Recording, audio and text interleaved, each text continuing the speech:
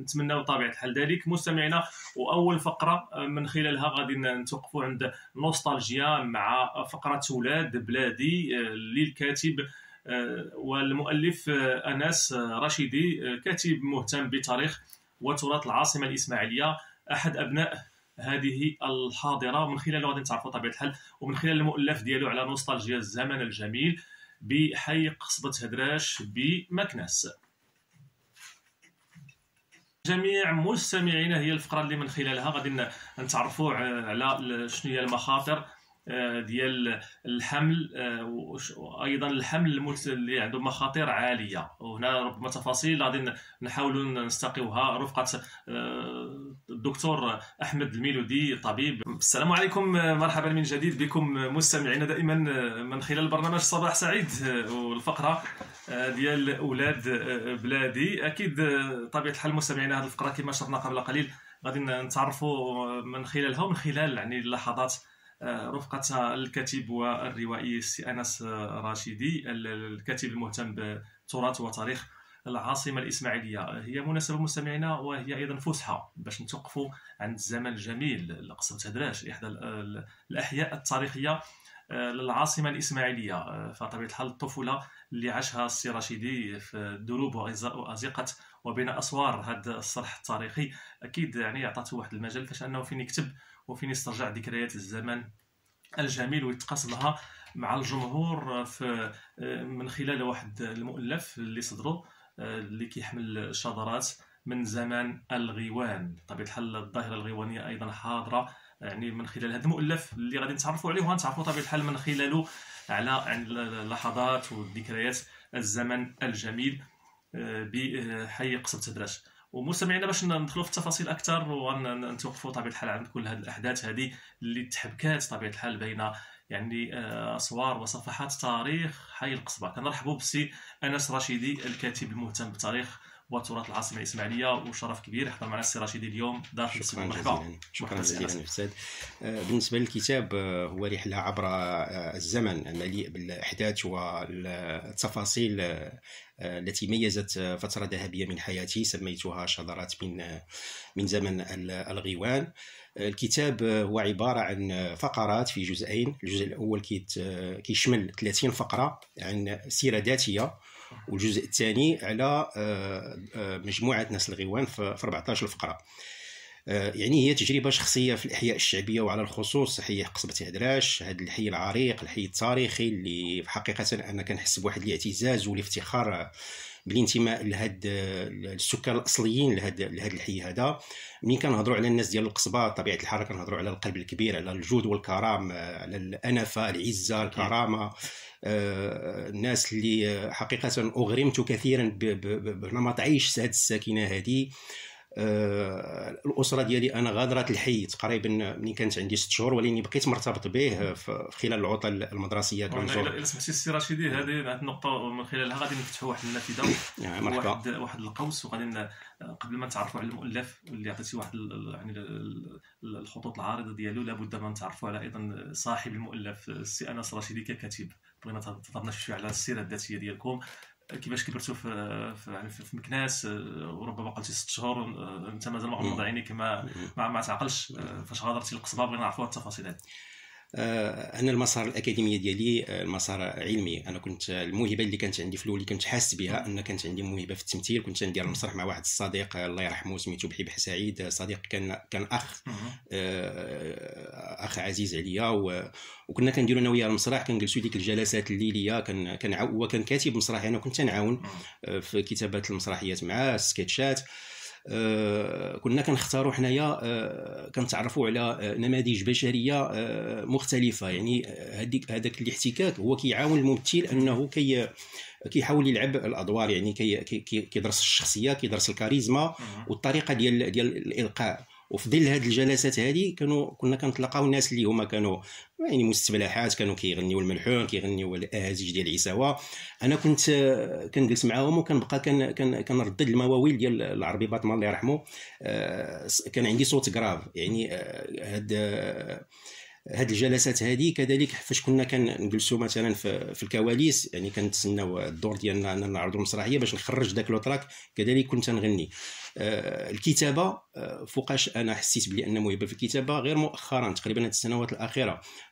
كنت كنكتب في واحد الصفحه اللي معروفه في الفيسبوك ديال هي كتستقطب مجموعه من الاساتذه كبار بحال دابا الاستاذ محمد همام اللي هو باحث في الدائره الغيوانيه، كاين الصحفي المخضرم العربي رياض اللي كيكتب في الاتحاد الاشتراكي، كانوا مجموعه من الفنانين ديال الدائره، منهم المرحومه ساكنه الصفدي اللي هي كانت عضوه سابقه في مجموعه جيل الجلاله، كان الباهري اللي هو مؤسس مجموعه بنات الغيوان، يعني مجموعه من كنعقل على الاتصال اللي كانت تتصل بيا الفنان طارق باطمه اللي هو الابن ديال محمد باطمه النجم ديال المشاب، وكان تيشكرني على داكشي اللي كنت نكتب على الاب ديالو على العربي. كذلك عبد الرحيم باطمه الزجال الكبير اللي هو رجل تعليم كذلك، اللي واحد النهاريات صيفط لي النمره ديالو قال لي ضروري خاصك تتصل بيا.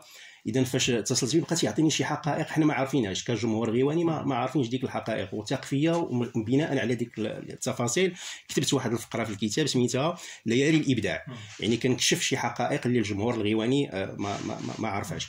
اذا في هاد الناس هادو، تبارك الله، هاد القامات هادو كان الكتابات ديالي كانوا كيلقاو اقبال. وما نساوش واحد الكاتب راه مؤخرا عاد بان سميتو سعيد محافظ، اللي هو دار واحد السلسله ديال عندما حلقت في سماء ناس الغيوان. هذا راه قدم واحد الهديه جميله للجمهور الغيواني، انه كان مراهق وكان كيحضر لهم في السهرات، وفاش شافوا المحافظ ابراهيم هبرات هضر مع عمر السيد قال له هذا الوليد هذا راه تيتبعنا فين ما مشينا كيتبعنا، قال له ماشي مشكل بقى يمشي معنا، بقى كيسافر معاهم، بقى تيجلس معاهم في الكواليس.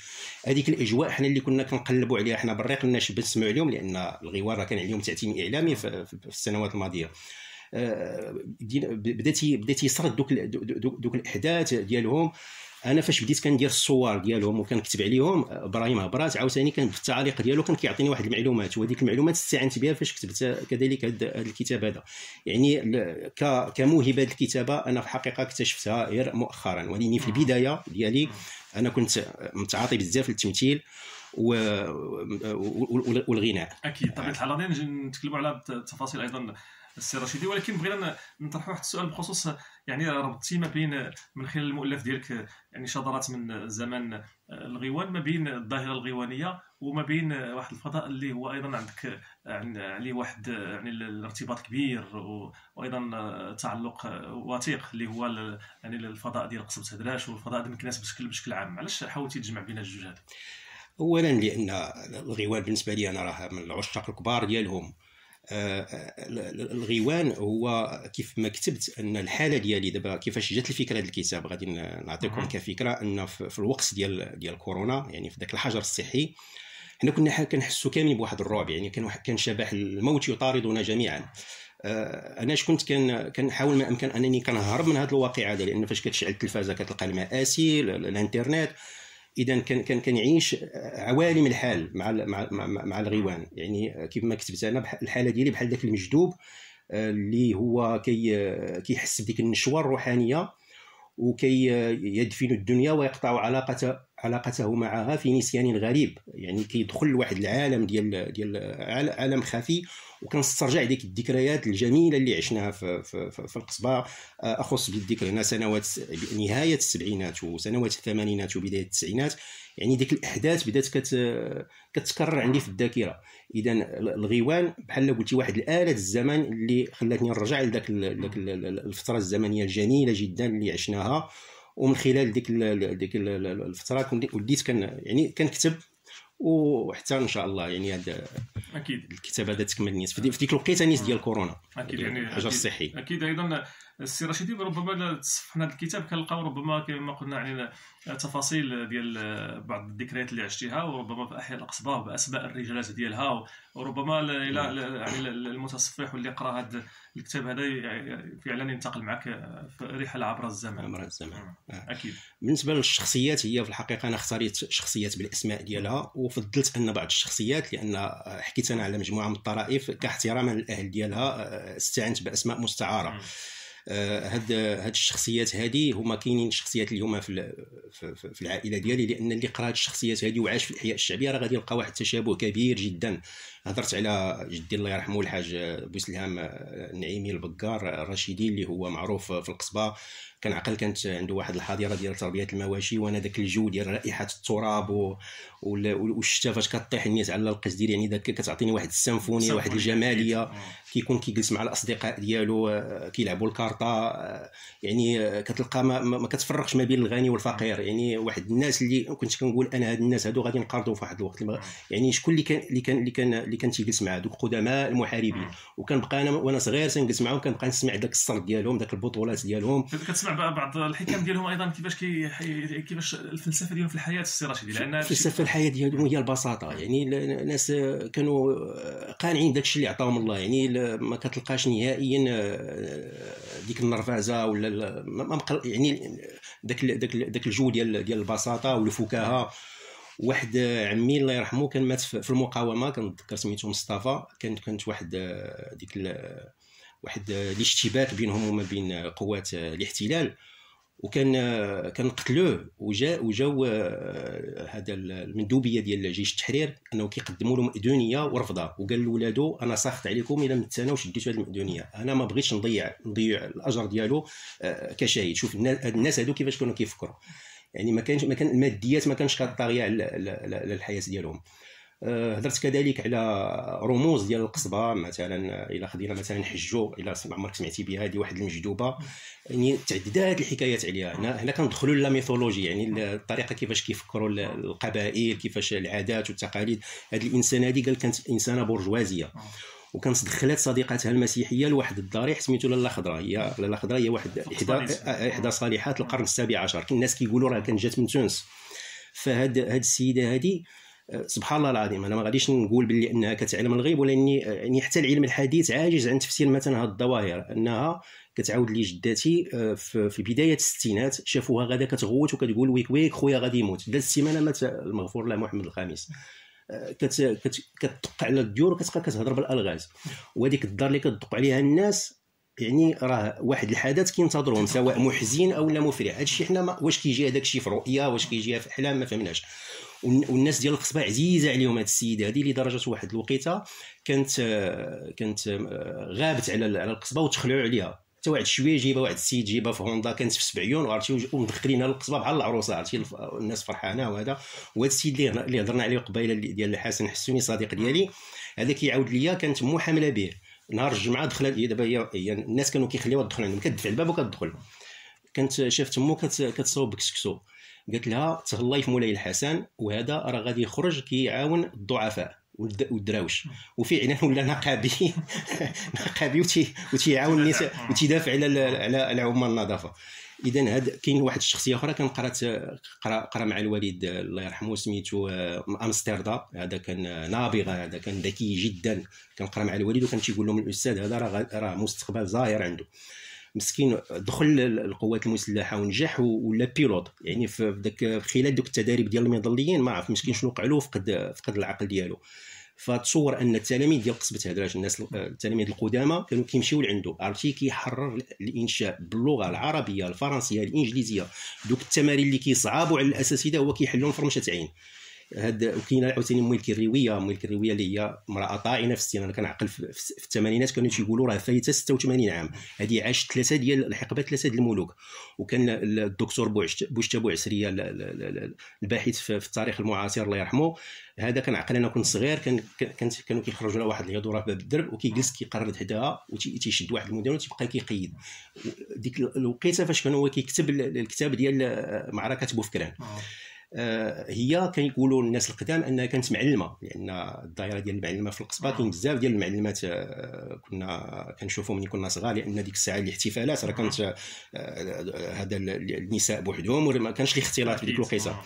كانت كتغني قدام الباشا ديال مكناس. فاش بحثت في الثلاثينات والاربعينات لقيت بلي ان يا اما كان الباشا يعني محمد جنان او لا كان واحد الباشا ما بقيتش عاقل بالضبط الاسم ديالو. المهم هذه شخصيه معروفه، والابن ديالها هو با العربي اللي هو معروف في القصبه. هو كان الحسن الثاني الله يرحمه فاش كان تيجي للمكناس كان كيستدعي القصر ديالو كيعزف له على الغيطه. واحد النهار جالس معاه قال له با العربي شنو كتطلب؟ قال له سيدي انا كنطلب غير طول العمر ديالك ورزقك الله الصحه والعافيه.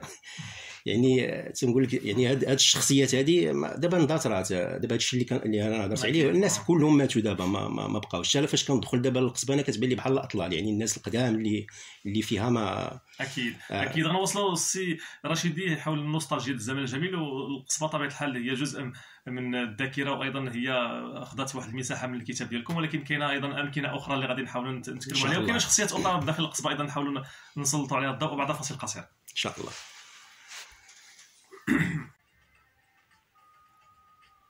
مرحبا من جديد بكل مستمعي إذاعة مكناس من خلال برنامج صباح سعيد المتواصل مباشرة وإياكم هنا من استديوهات إذاعة مكناس. الفقرة ديال أولاد بلادي مستمعينا ومن خلال دائما يعني المؤلف ديال السي أنس رشيدي اللي كيحمل عنوان شذرات من الزمن الغيوان. ودائما في إطار الحديث مستمعينا على أيضا يعني واحد الذكريات الجميلة في الأجيال الماضية طبيعة الحال اللي تميزت بها المنطقه ديال القصبه، الى جانب ايضا العاصمه الاسماعيليه. كنرحب مره اخرى بالسي انس رشيدي طبيعه الحال الكاتب المهتم بالتاريخ وتراث العاصمه الاسماعيليه. واكيد السي رشيدي ذكرتي مجموعه من يعني الشخصيات يعني في الكتاب ديالكم، وربما فصلتي يعني في العلاقات ديالكم والذكريات الجميله ديالكم معهم، وهنا ربما نحاولوا نربطوا يعني هاد العناصر كلها يعني ديال المؤلف. وتكلمتي على يعني كل المكونات تقريبا ديال القصبه اللي حاولت الذاكره ديالك انها يعني تستحضر يعني الحضور ديالهم وتستحضر طبيعه الحال الصوره ديالهم في المخيله. هنا تكلمتي ايضا على يعني الفضاءات الاخرى، تكلمتي على السينما، تكلمتي على الكوديم، تكلمتي على بزاف ديال الحوايج. وكنعرفوا على ان يعني عشق كروي ديال ساكنه القصبه يعني منذ الازل، يعني بكره القدم بشكل عام ولا بالرياضه بشكل عام. بطبيعه الحال بالنسبه للكره عندنا معها ذكريات. كنعقل على دوك الاهازيج الشعبيه ديال العساوه التوات كانوا كيمشيو للملعب الشرفي. كان المشجع السلاوي مثلا كنعقل عليه، يعني الفرجه ما كانش غير في التيران، الفرجه كانت حتى ما بين الجمهور، يعني كانت واحد لومبيونس كنا كنعيشوها. انا الوالد الله يرحمه هو كان من عشاق الكره وكنت كنمشي معاه، يعني حنا كنا كنديو معنا الغداء ديالنا في الصباح، يعني 10 ديال الصباح تقريبا. المقابله ما كتبدا حتى لديك 3، وخصوصا فاش كتكون يعني مقابلات من العيار الثقيل، مثلا دوك كبار القوم كيف كيقولوا الوداد الرجاء الجيش بالجمهور ديالو ديال البدلات العسكريه، التيران كله تيعمر بالعسكر. كاين المغرب الفاسي كذلك، النادي القنيطري، هادو كانوا مباريات جميله. وكنعقل على اللاعبين تقريبا التشكيله كامله انا مازال عاقل عليها، يعني عزيز الديدي الله يرحمه داك التمريرات ديالو المحسوبه بالمليمتر. كاين صخره الدفاع ديال حميد الصحراوي اللي هو ابن قصبه عدراش، الحسين الجناح الايمن اللي هو كذلك من ابناء ديال الاقدال، لاراكي يعني الغويني معتوق. هادو حنا كنا كنحضروا لهم في لونطرينمون، يعني التيران عامر في الوقيته ديال التدريب. وكنعقل اول مباراه دوليه شفتها واش نهايه السبعينات او بدايه الثمانينات، كان ديك الساعه المغرب لعب مع السنغال، وكان عرفتي الشتاء والبرد وتيطيح التبروري، ومع ذلك الجمهور ما غادرش التيران. والمره الثانيه كانوا لاعبين مع تونس، خرجوا هنايا ب 0-0. حنا مقطعين ورقه وما لقيناش البلاصه فين ندخلوا. شنو دار الوالد؟ مشى هضر مع البواب ديال العماره، دور معاه وطلعنا للسطح. كنتابعوا المباراه من السطح. يعني هذيك الوقيته الناس اللي ما عندهمش الفلوس، الدراري الصغار، كان ديك الساعه اللي هو قطع ورقه كيدخل معاه وليد صغار اقل من 18 سنه. ديك الساعات فاش الوالد نيت كيكون مسافر هذا، كنمشي انا كان مع الدراري وكنبقاو نقولوا عافاك عمي دخلنا معاك هكا، اولا كنتسناو ديك 10 ديال الدقائق الاخرى باش كيحلوا الابواب. فعزيز الديدي الله يرحمه هو بطبيعه الحال راه الناس ديال مكناس بحال الا قلتي مثلا طوتي ولا جيانيني في لايس روما. انا كنعقل في النادي ديال النادي المكناسي ديال السباحه، الشيء في نهايه السبعينات بدايه الثمانينات فاش كان تيلعب مع المنتخب، راه فاش كيدخل المسبح راه بحال شي امير داخل، يعني راه كل شيء واقف له كيصفق ليه، وحتى الاخلاق ديالو ساعدته بهذا الاحترام والسر ديال ان الناس كتبغيه، لان جاو عروض خارج الوطن وجاو عروض من فرق كبيره بزاف، وفضل انه ينهي المشوار الكروي ديالو في مدينه مكناس. هضرت كذلك على علاقتنا مع الاعلام، لان دابا حنا ديك الوقيته كانت لو تيكست تاع ليماج، يعني هذيك الصوره حنا كنا كنشوفوها في المخيله ديالنا، يعني كنقراو الروايات بزاف، تنقراو الكتب، لان دابا التلفازه كانت تلفازه وحده كتبدا من 6:30 تقريبا نشرة الاخبار كتستغرق واحد الساعه ونص مع مصطفى العلوي. كنعقل دابا هذيك المقدمه فاش كتجي وتقول لك نعتذر عن بابتسامتها المعهوده، نعتذر عن عدم تقديم المسلسل، لانه كنا حنا كنتسناو المسلسلات ديال دالاس، ديال عازف الليل، دموع في عيون واقحه، يعني كانوا اعمال ادبيه من الروعه بمكان، كانت كتجي من لبنان، ماشي بحال دابا المسلسلات ديال المكسيك ولا الدبلجه. كانت تعلمنا النية العربيه الفصحى من خلال هاد الاعمال هذه، وكانت كتجي وتقول لك نعتذر عن عدم تقديم المسلسل نظرا لضيق الوقت. انا كنسمع الغوات من الجيران، عرفتي الغوات النيت هذا، والناس ما عاجبهمش الحال. يعني قبل هذا الشيء هذا ما تبان كذلك القناه الثانيه اللي حقيقه وقعوا شي طرائف ان تقريبا الديكودور ولا داك الثمن ديال الشراء كان تيجي الناس غالي. اش كيديروا دابا العماره دابا 6 ديال العائلات راه مشاركين في الشراء، واحد ندوز الخيط الاخر. السينما كذلك، السينما كاين دابا الجمهور ديال الروامزين اللي هما كاين السينما الاطلس لابولو. انا كنعقل كنا حاضرين انا والدراري في البروميير اني كنعقل في الاعدادي، جالسين مقطعين بالكون كنتفرجوا في ليكزورسيست بالليل. واحد السيد حدانا دوك الاعقاب الجزائر تيلوح الريزيرف، هو يطلع تبارك الله واحد الهجمه تيضرب في الحيط، شعل الضوء في الفيلم ما مفرجينش. انا كنت نقول للاصدقاء ديالي اخويا هذا واقيلا غادي يبقى يهزني، بقى يلوح حنا بواحد الريزيرف يخرجوا بحالنا. عاوتاني المونديال انت تتفرجوا وكتلقى داك الفيران كيتسابقوا في هذا. كنتسابقوا على الصف الخامس في المقاعد الاماميه، حنا كنا كنسميوه السكوند في الاطلس، لان دابا فاش كيتعلق شي فيلم هندي جديد راه كيتعلق في المارشي، الافيش ديالو كتبان في المارشي ديال اغودال. غير كنشوفوا مثلا شي فيلم كلنا ديك الساعات كنختاروا الحد ولا السبت، وواحد من عشاق ديال الكوديم انا هو جالس حدايا وكنتفرجوا في الفيلم دابا وراه تيتصنت الميديا لعبد اللطيف الشرايبي على الوقائع ديال. يعني الجو ديال السينما في روانزي ماشي هو ديال المدينه الجديده، لان الوالد انا كنت نمشي مع الكاميرا لومبير لا بي سي، هادو كانوا كيختاروا فيلم واحد ماشي جوج، وكيديروا في الاول فيلم وثائقي، وديك الساعات كانت الافلام البوكس اوفيس او الافلام الكلاسيكيه، يعني النجوم اللي كانوا ديك الساعه بحال مارلون براندو، ستيف ماكوين، كلينت إيستوود. المتعه ديال الفن السابع انا في الحقيقه استمتع بها في هذا لو كوتي هذا ديال المدينه الجديده. سميتي الى جانب هذه يعني الشخصيات كما ذكرتي قبل قليل، حجو ولا محجوبه، ذكرتي بزاف ديال يعني الشخصيات يعني من خصها تهدرات، وذكرتي حتى الجيلالي رونجيطا، هادو اسماء مستعاره. دابا جيلالي رونجيطا هذا كان مهووس، واحد الصديق بالسينما الهنديه، وتما كاين مجموعه من الطرائف. يعني الكتاب هو ممكن ان الانسان المثقف يقرا، وحتى اللي هو ما عنده مثلا يعني المعلومات ديالو متواضعه راه غادي، لانه هو فرجه، هو الكتاب كامل راه فرجه طبيعه الحال. اكيد. ايضا السي رشيدي، يعني اكيد يعني حاولتي يعني من خلال هذا الكتاب تسرد يعني الاحداث ولا الوقائع اللي عرفتها قصبت هدراش. واش في ديك اللحظه في التزامن الذكريات عشتيها، ولا فقط وصلتك عبر السمع من طرف الاجداد ولا الناس اخرين؟ هو بالنسبه للذكريات انا عشتها صراحه، لان احنا كنا كنجلسوا مع ناس، مع فنانه كنعقل على با بن عيسى القصباوي اللي هو كان الجوق ديال مكناس القدام، وكان كيجي عنده المرحوم الحسين التلالي كيجي عنده للصالون ديالو.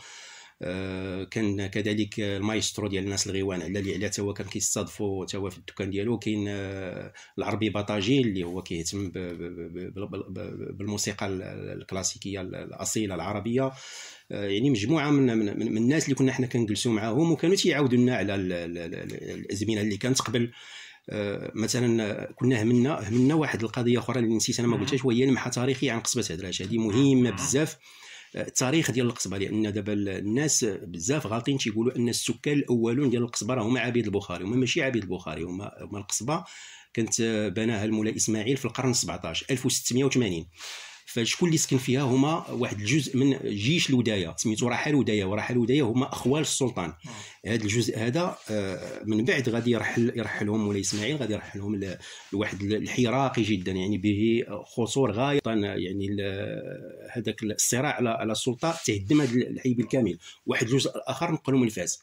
اذا شكون اللي حيا عبيد البخاري هو مولاي اسماعيل. منين كان دخل مدينه مراكش واحد الكاتب كان تيخدم عنده سميتو الملقب بعليلش، هو ابو حفص بن القاسم المراكشي. الاب ديالو كان كاتب عند احمد المنصور السعدي، وعنده واحد الدفتر فيه جميع دوك العبيد اللي هما كانوا في المعسكرات ديالو.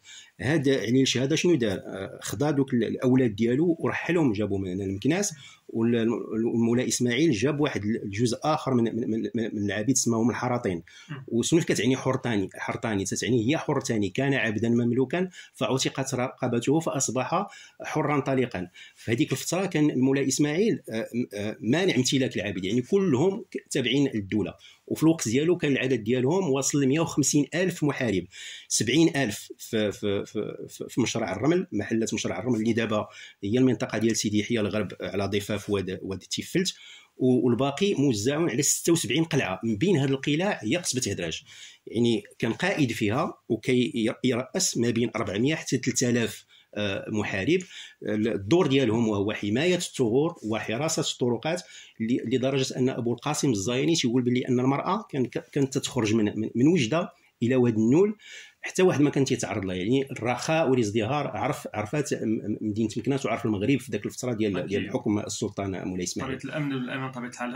رجعوا السي رشيدي للمساله الاخرى. كنعرفوا على ان الاحياء الشعبيه ولا الاحياء اللي عندها طابع تاريخي كتميز ببعض يعني الاماكن اللي كتعرف تجمع الحكي والسرد ونقل هذه المعرفه، لان هي ثقافه كتنقل عبر الاحداث. كاين مسائل اللي مزممه وكاين مدونه، وكاين شي مسائل اللي كتنتقل بفضل هذه التجمعات، سواء دكان قديم ولا حلاق من دوك الناس الكبار اللي كيتجمعوا الناس يعني عنده تيحاول. واش كاين شي ذكريات في هذا المجال في القصبه؟ وكيف ما قال الاستاذ محمد بورعي، الناس القصبه باش متميزين يعني ان ما كانوش غير الدراسه فقط، لان حنا كنا كنقراو وفي الصيف كنا كنخدموا. يعني في الاغلبيه كانوا كيمشيو للدكاكين، وكل دكان مثلا فاش كيجلس الواحد مثلا مع واحد بقال راه كيكون يا اما تابع الموجه ديال الملحون او لا ديال عيساوه او لا اهازيج اخرى. يعني هاد التجمعات هذه وهاد اللي حكي صراحه كاين شي حوايج اللي حنا ما اللي مخالفه تماما عن الواقع المعاش. كيعاودوا لنا بحال دابا فاش كنت انا كنجلس مع بن عيسى بن عيسى الله يرحمه، هو كان تيعاودوا على واحد الفنان سميتو حموده القصباوي. هذا حموده القصباوي كان دار يعني كان دار اغاني في الملحون قبل من التلالي الله يرحمه. الحسين التلالي كان خدا منه بعض الاغاني ديالو.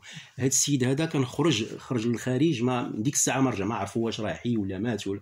يعني هما كانوا تيحكيو لنا على الناس الرجالات القصبه القدام، لا في الفن لا في الرياضه لا في الانشطه الاخرى. يعني القصبه بحال قلتي واحد المدرسه، واحد المجتمع مصغر صراحه. مجتمع فريد اكيد. هنايا باقي الشخصيات السي رشيدي ربما صعب باش نتكلموا على التفاصيل ديالها بالشخصيات ديالها، لان تبارك الله هذاك الشيء كثير ومتنوع بزاف. وهنا ربما على القصبه في طبيعه الحال شنو هي اهم يعني وباقي يعني الشخصيات اللي نقدروا نذكروا يعني في هذا الموقع هذا. ولكن الناس سمعتي السي رشيدي بعد فاصل ونطلق ما شاء الله.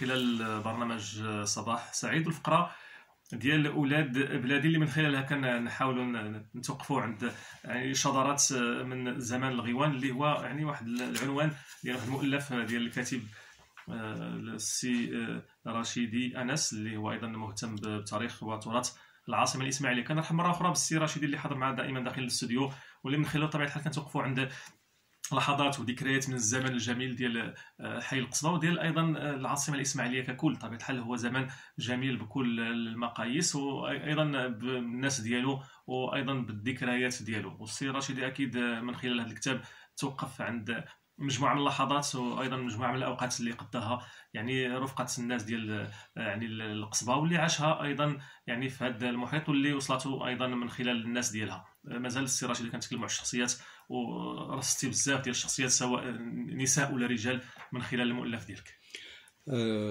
بين الشخصيات كذلك الصديق المرحوم بحيب حساعيد اللي هو كان كاتب مسرحي وكان فكاهي وكان كيهتم بالخط العربي، يعني انسان اللي هو كان سابق الجيل ديالو بمساحات شاسعه. هضرت على عمي عبد الحق الله يرحمه اللي هو كان لاعب مع اطلس مكناس، واللي هو كان تيمثل داك النموذج ديال داك الشباب الهيبيز اللي كيهتم بالموضه الموسيقى الغربيه. الاسماء الاخرى اللي هي مستعاره حنا كنا كنجلسوا معاهم في جلسات ليليه، ومجموعه من الطرائف، وكيف قلت لك احتراما للاهل ديالهم. انا ما بغيش نذكر الاسماء، ولاني راه كون على يقين بان هذاك الشيء كامل انا عشته حقائق، يعني كتمثل يعني شريحه من المجتمع باختلاف يعني سمات شخصيات عند اختلاف، كاين اختلاف في المستويات الاجتماعيه والثقافيه ديالها.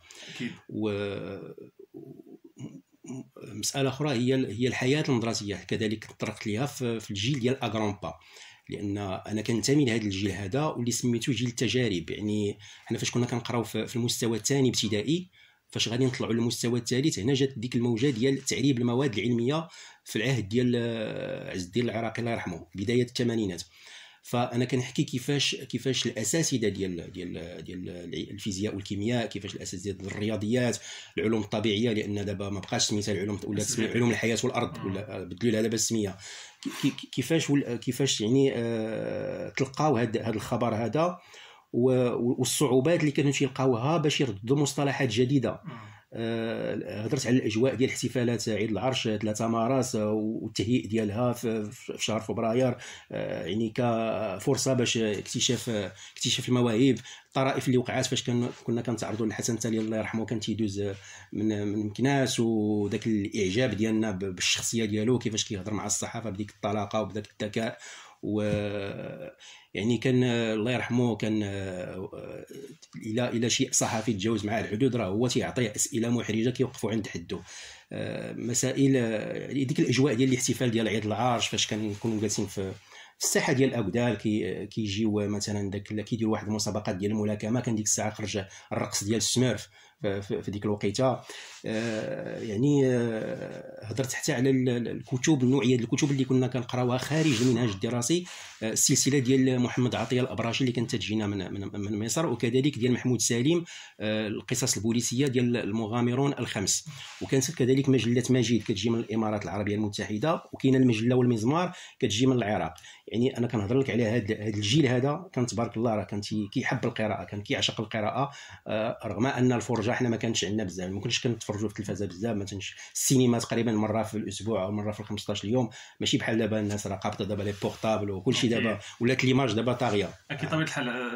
شرتي للظاهره الغيوانيه من خلال مجموعه من العناوين هنايا، والسي رشيدي منها مثلا غيواني حتى النخاع، تائه في دروب الغيوان، طرائف غيوانيه، مجانين الناس الغيوان. هذه واش كلها يعني عندها شنو القصه ديالها؟ القصه ديالها هو كيف قلت لك انا هاد الصفحه هذه اللي كان دارها الباحث في الظاهره الغيوانيه، اللي كان نبعث له التحيه ديال عدنان سبارو، هو اللي كان دار هاد الصفحه هذه، وكنا كنتقاسموا المعلومات. فبالنسبه لي انا الغيوان، شنو الفرق بيني وبين سعيد محافظ اللي كتب هو عليهم؟ هو كان كتب عليهم لانه كان في قلب الحدث وكان عايشهم. انا كنت بعيد عليهم لان الامنيه ديالي هو نشوفهم مباشره، نشوفهم قدامي مباشره. هذا الشيء اللي كان هو تيعاود عليه بالنسبه لي انا خيال علمي. باش كيقول، لان واحد الصديق كان قبل كان سولني قال لي دابا الا خيرناك ما بين واش تزور العواصم ديال البلدان العالميه ولا تمشي مع الغيوان في الجولات ديالهم، قلت له غادي نفضل الغيوان، لان دابا اللي ما تيفهمش هذه القضيه ما عارفش بان هناك علاقه روحانيه ما بين الاغاني ديالهم وبين الشخصيات ديالهم هما ومع الجمهور، خصوصا مدينه مكناس. مدينه مكناس غير علاقه الغيوان بمدينه مكناس هذه بوحدها راه خاصها كتاب. فانا عقل سنه 89 كان واحد الاسبوع ثقافي في مدينه مكناس، والسهره الختاميه كانوا مشاركين فيها بزيزوباز والغيوان في سينما الريف. هاد السهره هذه ما كانش بالفلوس، كانت بالدعوه، ومدير دار الشباب حنا ما عطاناش الدعوه، حنا كنا جمعيه والدي بنا له صغار، قالوا وقيله هادو ديال الاناشيد ماشي ديال هذا المستوى ديال الاغاني. انا جالس مع صحابي حتى كتبان لي رونو دوز ديزا غادي تستاسيوني حدا اعداديه الرياض. قربت هكا بان لي العربي بعد ما خارج تبارك الله بديك القامه ديالو، عمر السيد، عبد الرحمن باكو. وقعت لي صدمه، بقيت انا هكا حال فمي مبغوض، ما قديت نقول والو. يعني هذيك الفتره الزمنيه الوجيزه ما بين انهم خرجوا من السياره ودخلوا للكواليس، ما عرفتش انا كيفاش دازت. والليله كامله وانا كنلوم راسي علاش اللي ما نمشيش عنده، عمي دخلنا معاك بحال الشكل ديال الملعب الشرفي فاش كنا كنرغبوا هذا. يعني هادو كاملين طرائف تقريبا وقعوا لي، وذكريات مع ناس الغيوان. اكيد طبيعه الحال هو كتاب يستحق انه فعلا يعني يغوص الانسان في يعني في الصفحات ديالو ويستخرج طبيعه الحال هاد يعني الذكريات هذه بتامل. نذكروا انه هو مؤلف موسم بشجرات من زمن الغيوان. اكيد السي رشيدي ان شاء الله غتكون لقاءات اخرى، وغتكون طبيعه الحال النوستالجيا لا تنتهي. الزمن الجميل اكيد غيبقى بالذكريات ديالو، غيبقى ايضا حتى يعني الموقع ديالو في الذاكره. كنشكرك بزاف السي انس رشيدي، الكاتب المهتم بالتاريخ والتراث العاصمه الاسماعيليه. كان شرف لنا انكم حاضرين معنا، ومن خلالكم يعني طلينا من النافذه ديال الزمن الجميل. تبارك الله عليكم. الله يبارك فيك، الله يبارك فيك. اذا المستمعين اكيد غنتلاقاو ان شاء الله بعد قليل في الفقره ديال الصحه للجميع.